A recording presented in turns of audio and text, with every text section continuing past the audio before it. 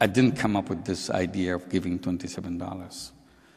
Only thing I was trying to do in a helplessness, in a frustrations, in an utter hopelessness of the situation, I thought I may not be useful as an economist, but I'm sure I'm still useful as a human being.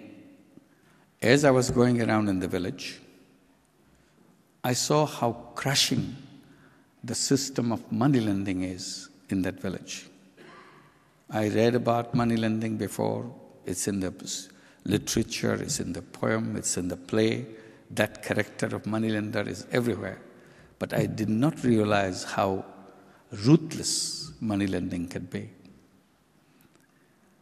So after 1 and 2 and 3 such incidents, I wanted to make sure I understand how it goes on in that village. So I took a student of mine and went around in the village to make a list of people who borrowed from the moneylenders and how much. It took me and my student about a week to prepare the list. When the list was complete, there were 42 names on my list. And the total loan they took in total was $27. And that was a big shock to an economics professor who is used to talk in the classroom in terms of millions of dollars and billions of dollars, in terms of 5-year development plans to change the country. Had no idea how people suffer only few yards from his classroom, not for millions of dollars, but for literally for pennies. I looked at that list and I realized how tough the problem of money lending is. But something gave me an idea, a flash of an idea. I immediately saw the problem is difficult, but the solution is so simple. I got very thrilled by my own idea. The solution to me, why don't I take this money from my pocket and give these 42 people the money, $27, to return the money to the moneylenders, and they will be free. Nobody can torture them anymore. I did exactly that. But people look at me in a strange way. At the beginning, I couldn't figure out whether this was sudden or permanent. Now I see that it's becoming a regular thing. People look at me in a very interesting way. They look at me as if I have descended from heaven. Then a question came to my mind in a funny way. I said, if you can become an angel for $27, maybe you should do more. And the question that came, if you can make so many people so happy with such a small amount of money, why shouldn't you do more of it? So that was the thought that was going through my mind. And I was thinking how to do more of it.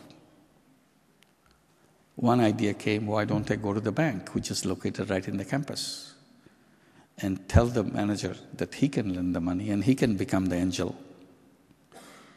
And I thought he will immediately accept that because it's such a small amount of money. When I proposed to the bank, the manager said, no way, you cannot lend money to the poor people.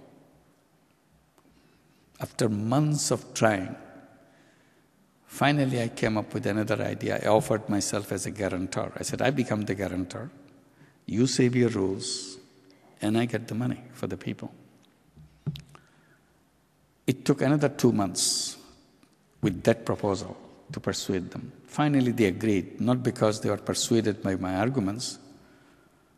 They just wanted to get rid of me by giving some money, because they were absolutely sure I will do it only once and I'll never repeat it again because it will never work. So they thought maybe just give him some money and forget about the whole thing. They were wrong. It was absolutely superbly successful. Every penny came back. I had no idea that it will happen like that, but it happened. So that was the beginning of expanding it. The more successful it became, the more reluctant the bank became. So seeing his reluctance, I said, forget about him. Why don't we create a separate bank just for the poor people? So a new struggle began to persuade the government to help to create this new bank, which I'm asking for, by creating a new law. And that struggle that I made in early 70s or late 70s, still valid.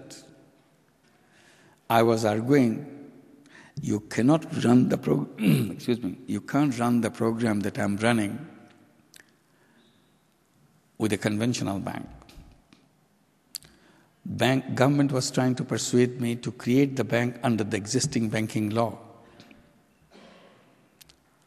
And I was saying that it cannot be done because if I do it under the existing banking law, the bank will become the same old bank that I'm working against. And today I express it because this problem still remains. I kept telling the banking law that exists is an architecture of a super tanker. It can carry a lot of cargo, lots of oil or whatever cargo you give, and then goes to the deep ocean. I said, I cannot create the bank like a super tanker. When we talk about microcredit is a little dingy boat. It goes under the shallow water. I cannot create a dingy boat with the architecture of a super tanker. Because if I do that, it will collapse. It will not work. So I need a separate law. And finally, we succeeded. We got the law. That's how we became a bank.